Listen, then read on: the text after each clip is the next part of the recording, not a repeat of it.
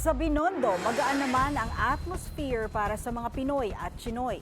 Dagsana ang mga mamimili ng tikoy at iba pang Lucky Charms para sa Chinese New Year. Silipin natin yan sa Agenda Weekend Report ni Ryan Reloban ng Abante. Sa kabila ng tensyon sa pinag-aagawang teritoryo, ramdam na ang mayamang kultura at samahan ng Pilipinas at China para sa pagsalubong sa Chinese New Year of the Horse. Sa Binondo, dagsana ang maraming Chinoy at Pinoy para sa kanilang mga pamahiin at tradisyon. Katulad ng paghahanda ng mga bilog na prutas na may kasamang ampaw o pulang sobre na may nakalagay na pera.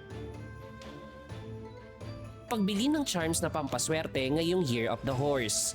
Inaabangan din ng masaya at makukulay na dragon at lion parade at display.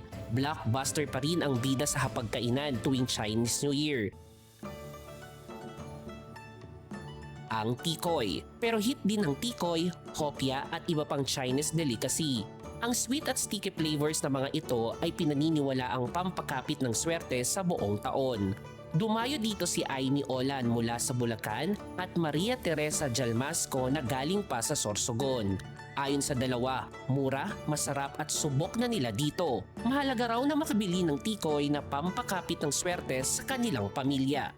Yung kasing simbolo para sa akin ng tikoy, yun yung sama-sama yung pamilya, dikit-dikit, sabi nga, sama-sama lagi. Parang pampaswerte siya. Isa sa lucky charm namin yung tikoy. Pagka magandang may mga Chinese New Year, tsaka kahit New Year, mismo na sa Pilipinas, maganda siya ihanda sa mesa. Kasi naniniwala ako sa, kailangan din natin magtrabaho, pero maganda rin yung may ka sa ganang swerte sa may lucky charm. Ayon kay Jeric Chua, patok sa kanilang mga customer ang iba't ibang flavor ng tikoy, katulad ng pandan, strawberry, meron din ube at sweet corn. Dagdag ni Chua, mas dadagsa pa ang mga tao bukas, bisperas hanggang sa February 17 o sa mismong araw ng Chinese New Year. Pero bakit nga ba marami ang naniniwala na maswerte ang paghanda at pagkain ng tikoy? No, unang-una yung pagiging bilog. Pag bilog kasi walang kanto no? Pag walang kanto, ibig sabihin walang problema. Pangalawa, pag bilog ka, hugis pera. Pangalawa, yung pagiging matamis niya, no? Pag matamis, you get a sweeter life ahead and sweeter with your family and friends. Pangatlo naman yung pagiging malagkit.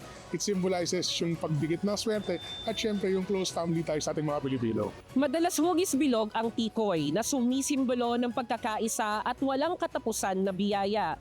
Sa kultura ng Chinese, ang tikoy ay hindi lang isang pagkain. Isa itong pampaswerte at simbolo ng pag-asenso ng bagong taon. Para sa Agenda Weekend, Ryan Reloban, Abante.